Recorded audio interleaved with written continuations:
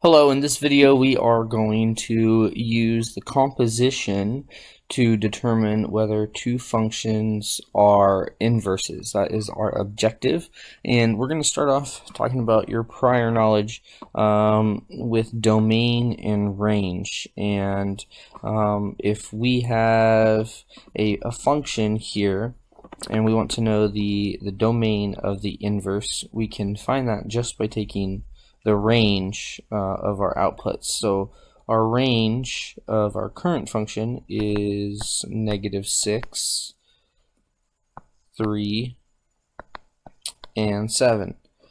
The range of our inverse would be the domain of our current function, and that would be -8, -2, and 5.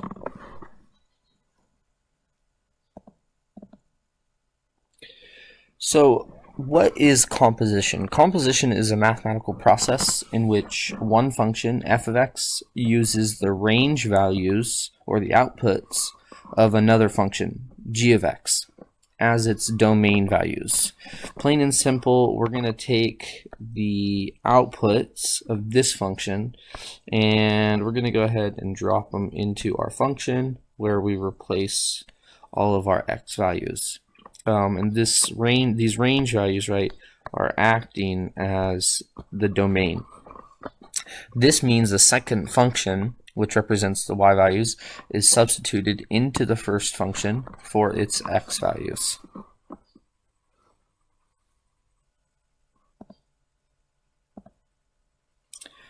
So composition is kind of represented kind of funny in math, and you'll see those two ways here. And it says the composition of two functions, f of x and g of x, can be written here in two ways. You'll see f and then like a circle, g, close parentheses, of x. Well, this is just pronounced f of g of x. And you can kind of see that more traditionally written here. So f of g of x, okay, or f composition g of x. I will generally use this way of reading composition notation. So here is our procedure for composition of functions. The first thing that you're going to do is you're going to substitute the second function into the first function, replacing all of the variables with the second function. The next thing you'll do is you will simplify your expression, and then lastly you will write your new function in standard form using composition notation. Because the inverse of a function uses the range of the function as its domain, composition can be used to verify two functions are inverses. And here's how we do that. Given two functions, f of x and g of x, the functions are inverse functions if the following two conditions are met. If f of g of x is equal to x, and if g of f of x is equal to x, then they are inverses. It's important to note that if one of the two conditions is not met, this is enough to conclude that the two functions are not inverses. And here's kind of an example of how that would look.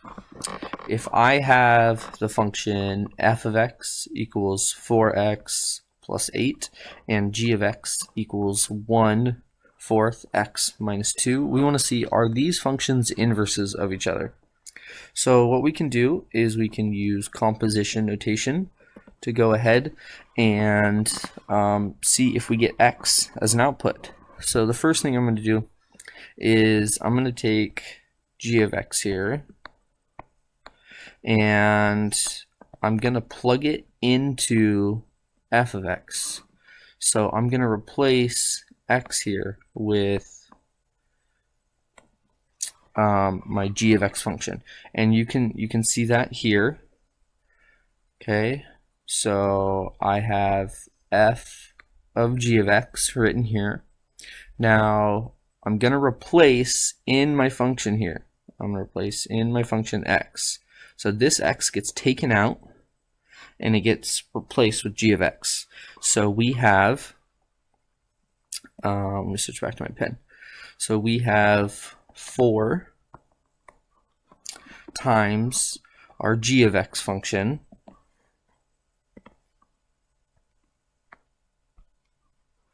plus 8, which again comes from my original f of x function. So now that we've done this, we can go ahead, we can simplify. I can distribute my 4 times 1/4 x. That's just going to produce my x, and then 4 times -2 gives me a -8. My plus 8 from my previous function comes along for the ride, and then you can see here that these two pieces cancel, leaving you with just x, which is what we want. So now we're gonna flip the process. We're gonna go ahead, and now we are going to use our f of x function as our domain. So the range values of that will be our new domain. Okay, so we have g of f of x. So I'm gonna take my f of x function and I'm gonna plug it into g, and you can see that here, and you can see we have 1/4 of x. So I have 1/4 of x, which is now my g of x function, minus 2, right, which is from my g of x function, and distributing my 1/4 times 4x gives me x. 1/4 of 8 is +2, and my -2 from my g of x function comes along, and these functions, or these two values here, cancel. So they cancel out and we get x. So both conditions are met, right? F of g of x gives me x, and g of f of x gives me x. So therefore, f of x and g of x are inverse functions, and we have verified it.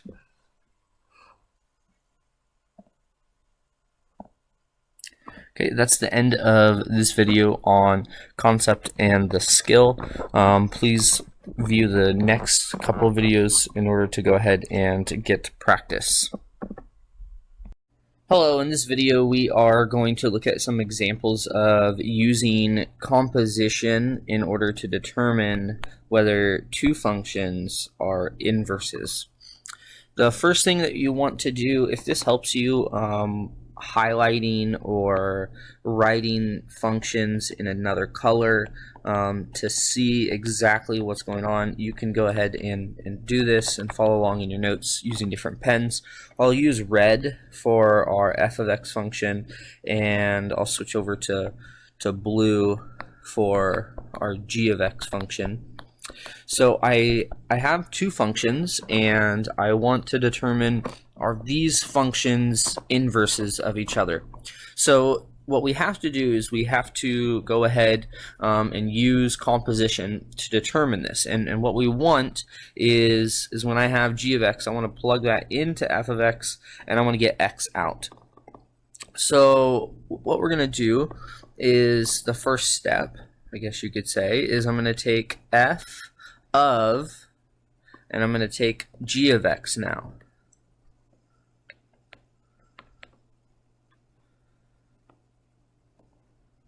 And I'm going to plug that inside f. So what that looks like is I have 1/3 of x, which now here's where I'm going to plug in. I'm going to take my function g of x, I'm going to plug it in here. So I have 3x minus 3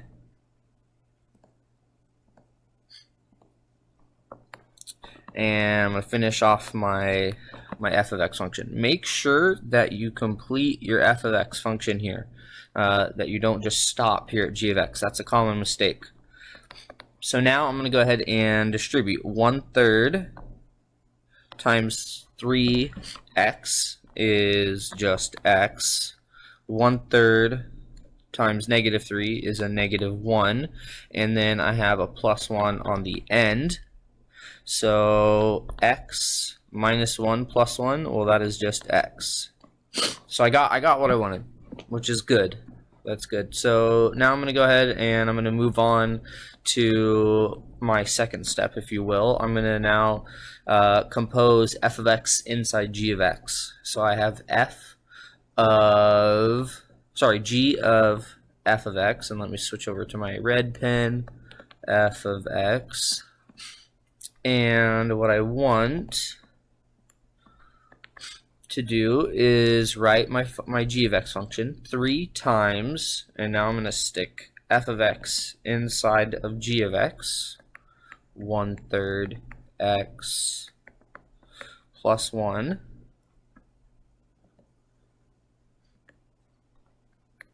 and I'm going to subtract 3. So again, make sure you complete your g of x function here. So now I'm going to distribute 3 times 1/3 x is x. 3 times +1 is a +3. I'm going to take my -3, and x plus 3 minus 3 is just x. So both conditions were satisfied. So what we can say is, and what we can show here is, we can say therefore, and that's what this means. It means therefore f of g of x is equal to x, which is equal to g of f of x. Okay, good. That's good. And what that means is, therefore, f of x and g of x are inverse functions. Okay? QED. Whoop, put a little box. This box means we have shown what we have wanted to show, and therefore we are done. We have used composition to determine whether each pair of functions are inverses. I'm going to go ahead and I'm going to do another example here, and let me write my functions. F of x is equal to -2x minus 6, and again here we're using composition to determine whether the functions are inverses. And I have g of x, which is equal to -1/2 x plus 3. Okay, so I'm going to start off. Step 1, I'm going to compose g of x within f of x.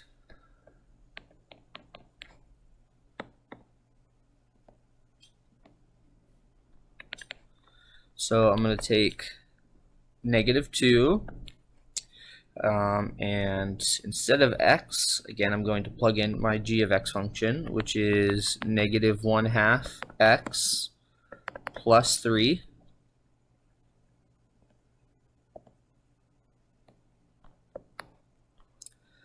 minus 6. So when I distribute, -2 times -1/2, well, that is a positive x. -2 times a positive 3 gives us a -6, and I have my -6 here. And at this point, the alarms in your head should be going off. You should say, hey, those 6's didn't cancel. I now have x minus 12, which is not equal to x. And that's good that we encountered this on our first step. If we had encountered it on our second step, again, we would reach our conclusion that these are not inverses. But on our first step, we save some work. So we can say, therefore, f of g of x is not equal to x. And what that means, therefore, f of x and g of x are not inverse functions. QED.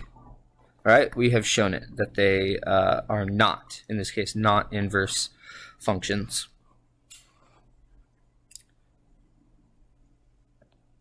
Here is a practice problem, and what I'd like you to do is I'd like you to pause the video, try this on your own, and then go ahead and view the solutions. Okay, so hopefully you have paused the video. I'm about to post the solutions. Please check your feedback. You can see here that since we got an output of x for f of g of x and g of f of x, that these two functions are inverse functions. Hope you liked the video. Please give it a thumbs up, subscribe. Catch you next time.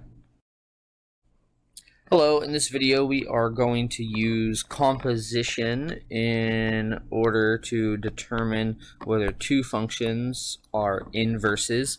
These examples are going to focus on quadratics and square root functions. So we want to determine if f of x, which is x minus 2 squared plus 3, is an inverse function with g of x. And g of x is given here, that is the square root of x minus 3 minus 2. I want to make sure that that was there. Okay. So again, remember from our first video, the step that we have to first take is we have to see, is f of g of x a function? So what I'm going to do again is I'm going to take g of x and I'm going to plug it inside f of x. And what happens is that we get our x value, which is here, ends up being, oh, I don't want to open Word. Goodbye, Microsoft Word. Sorry for that glitch. What ends up happening here is that g of x goes inside for f of x. So I get x minus 3 minus 2. Okay, so square root of x minus 3 minus 2, and that is inside here, in for x, and I'm going to subtract 2. I'm going to square that quantity, and I'm going to add 3.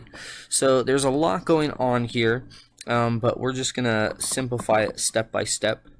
So I'm going to first focus on my inside parentheses here.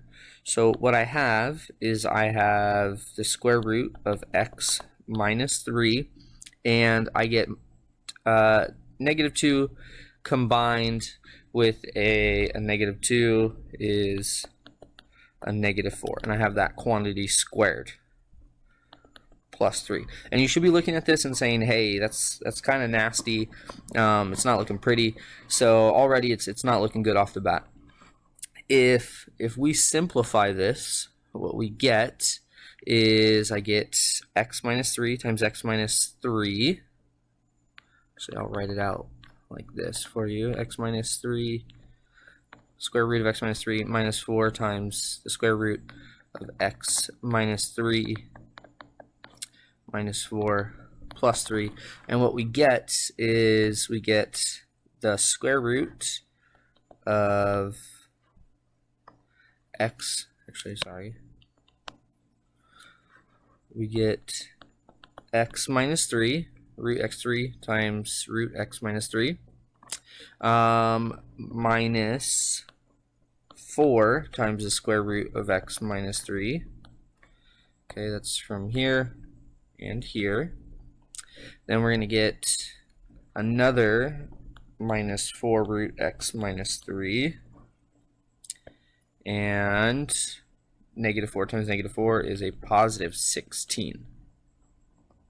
Okay, and we have our plus 3 tacked on. Squeeze that guy in. So simplifying this, and we'll make it to where it's actually viewable, we have x minus 3 minus 8 root x minus 3 plus 16 minus 3. So what ends up happening is this negative 3 does not cancel. What ends up happening is that it combines with this negative 3 to be minus 6. So we get x minus 6 plus 16 minus 8 root x minus 3. So we get x plus 10 minus 8 root x minus 3. And this is clearly not equal to x. So what that means is it means that f of x is not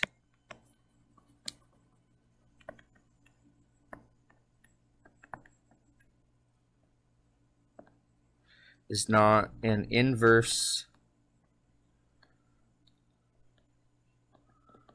function of g of x. And vice versa, right? G of x is not an inverse function of f of x. So we have shown what we wanted to show, and this is a non-example. Moving on to this example, this one will be much cleaner compared to that last example. Here I have f of x is equal to x plus 4 squared minus 1, and I have g of x, which is equal to the square root of x plus 1 minus 4, and we're going to go ahead and compose these. I'm going to see f of g of x, and what I want is I want this composition to be equal to x. So what I have is I have x, which I'm going to go ahead and replace with g of x. This is what I'm plugging in. Gives me the square root of x plus 1 minus 4. So that is x, and I'm actually going to put this in parentheses. That's my x value. Plus 4, and I'm going to square that quantity, minus 1. Okay, so simplifying, here my negative 4 and my positive 4 cancel, so I get the square root of x plus 1 squared minus 1. Well, root x plus 1 squared is just x plus 1. I bring down my negative 1. These ones cancel, positive and negative, to give us x, which is what we wanted. Okay, so now I'm going to go ahead and I'm going to compose f of x within g of x.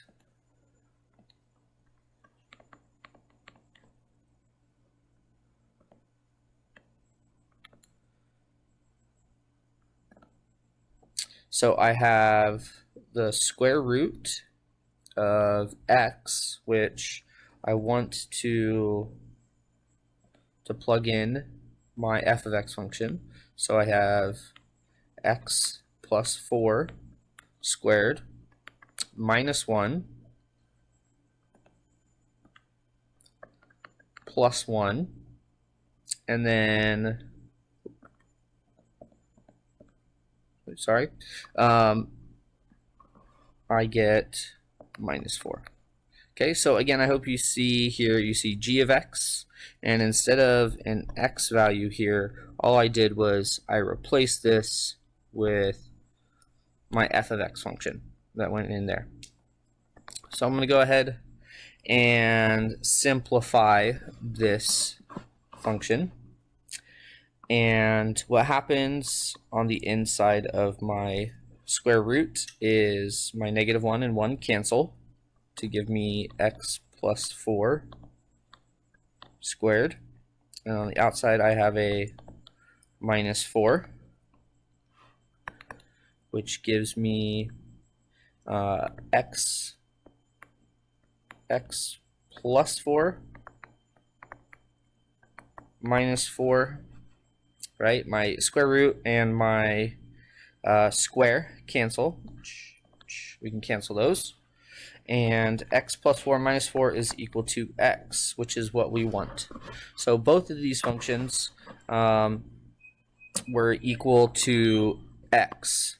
So I have f of g of x is equal to g of f of x, which is equal to x. So therefore, f of x and g of x are inverse functions.